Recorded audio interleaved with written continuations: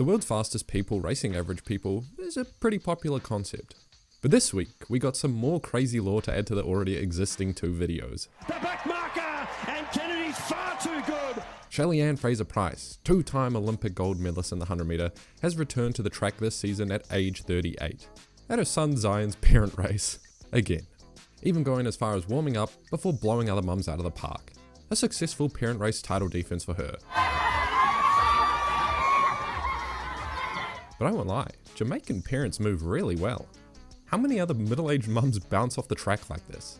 And while Shelly may have absolutely decimated in intense fashion, this isn't near her trying, because she also opened her real season a few days later at Velocity Fest 17, beating other professional runners by almost as much as she did their parents in 10.98 seconds. Shelly Ann Fraser Pryce will win it 10.93! Oh my! Slightly wind-dated. Sub-11, just like that. Shelly Ann is 38. She is the same age as Usain Bolt. She won gold medals at the same Olympics as Usain Bolt, and she's almost definitely faster than he is right now. This woman defies Father Time. It was teased this would be her last season, but apparently it might not be, and I don't want to get ahead of myself too early. But could you imagine? Gold in 2008, gold in 2025. All I'm saying with an opener like this, it's an outside possibility. Continuing on trend with sprinters versus average people, how about some of the world's fastest men versus amateur to semi-pro athletes with a staggered start on a grass track with an incline? Oddly specific, but that's the Stawell Gift held in Australia. She's striding to victory. Little EJ runs away. Where our 2 favourite protagonists, Gout and Gout Kennedy, would be left chasing down prey. First was Gout in Heat 21. That's right, Heat 21. This is a massive event in Australia. Catching up and blowing past a field of guys who run around 11 seconds flat in the 100 metre. And the man in red, he'll win. Gout wins heat number 21. I know a lot of you watching have similar PRs to 11 seconds. This is what Gout would do to you. And Kennedy in Heat 22 would do near the same, starting from a slightly larger deficit than Gout based on the seedings, and showing us what arguably weak top-end speed for a world-class sprinter looks like against 11-second guys. Specifically the guy on his inside who finished 3rd, he's a 10.9 guy. Unfortunately though, Gout and Kennedy couldn't overcome their handicaps in the wet and rain, both seeing themselves eliminated in the semi-finals. Front though, Kennedy won't get him, and Dashmuir goes through. Although Gout really showing off his surging final speed, just not quite early enough.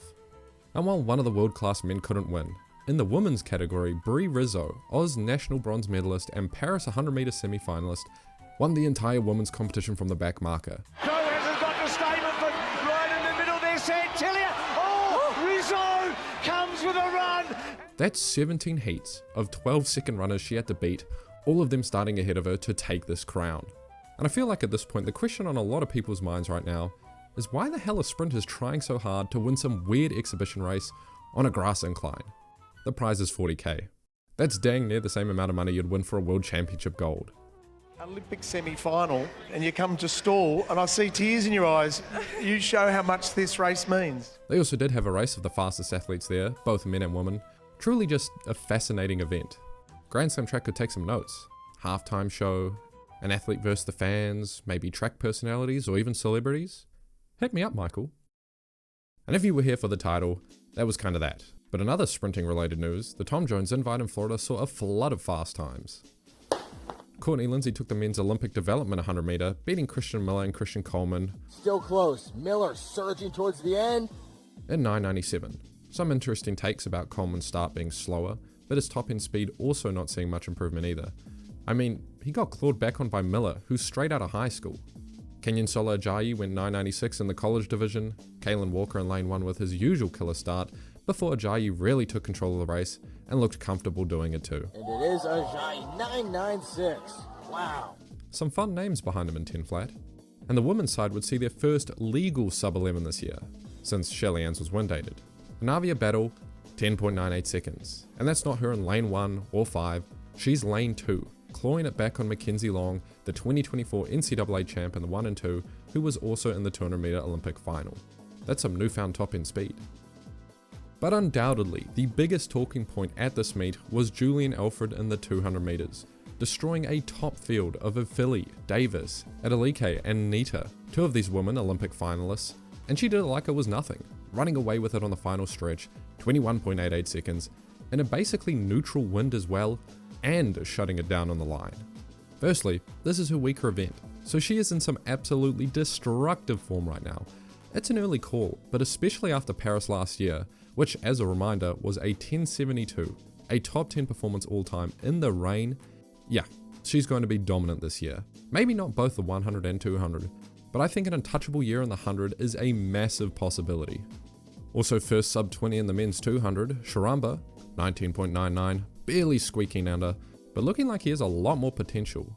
Dude looked worse than Gout out the blocks in this race, and his legs were barely getting up in the final straight, where he still blew past everyone. This, like many of Gout's races, was a really flawed sub 20, and into a headwind as well. Then there's the wacky world of 400 meter high jinks. What was originally pitched to us as an epic Lyles vs Knighton showdown turned into more of a these guys should stick to their own events.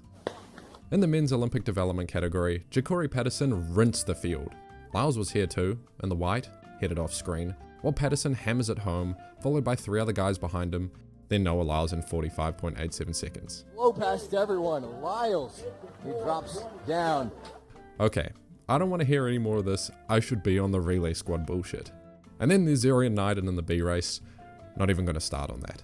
But surprisingly, the third heat was the fastest of the day. Chris Robinson, a 400 hurdler who barely got edged out by Alison Dos Santos in the long hurdle category at Grand Slam track, went absolutely berserk.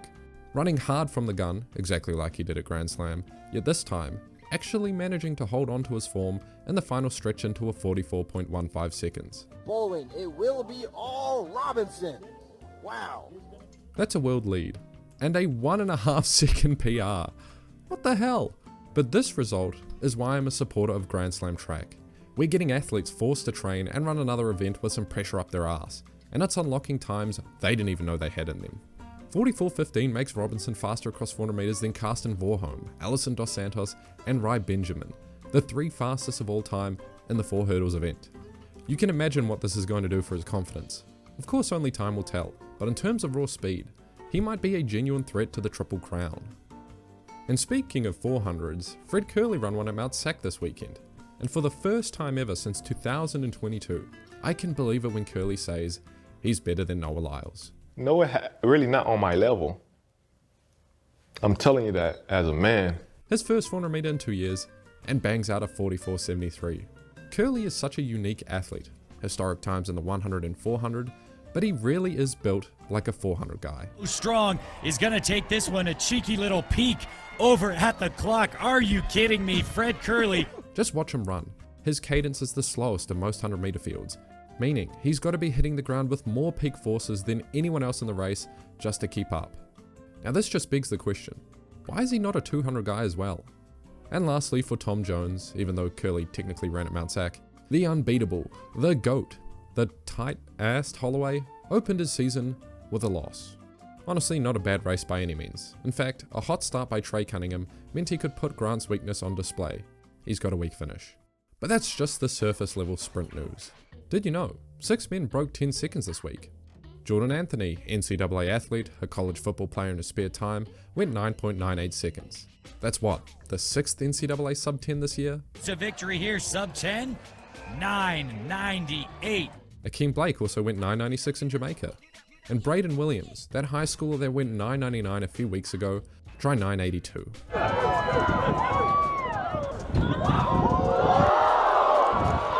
With a 6.0 tailwind. That's more help than the discus has had in Ramona. I'm kidding. With this much wind though, it's not really a race to talk about, except it is, because when Bowling and Bromell became high school sensations, they ran 9.99 with 4 to 5 meter per second tailwinds. This is definitely freakier than that. In the same vein as stupid fast high schoolers, but distance, Jane Hedengren. You remember when Caitlin Tui was getting incredible coverage, breaking high school records back in the day, but Jane Hedengren isn't quite getting the same virality while destroying any bit of legacy Tui had left. This year, Hedengren broke these high school records: cross country 5k, indoor 5k, indoor mile, outdoor 2 mile, and just this week, the outdoor 5k record, finishing 3rd in a mixed field of collegiate athlete and professionals running 14.57. Hedengren breaks 15. Unbelievable. Surely some distance head needs to make a dedicated video on these crazy times. But this is a top time ever in the NCAA from a high schooler. I also forgot to mention, but she did break the high school record by just shy of 30 seconds. And that's the week. Honestly, a pretty quiet one. Nothing exceptional, except for probably Hedengren, but all pretty good. The Diamond League starts this week on Saturday the 26th out in China, so tune in for that. Crazy fun fields. We'll also get to see how FlowTrack does for their first ever Diamond League coverage. Anticipation is very high, and I imagine I won't get to use any of the footage.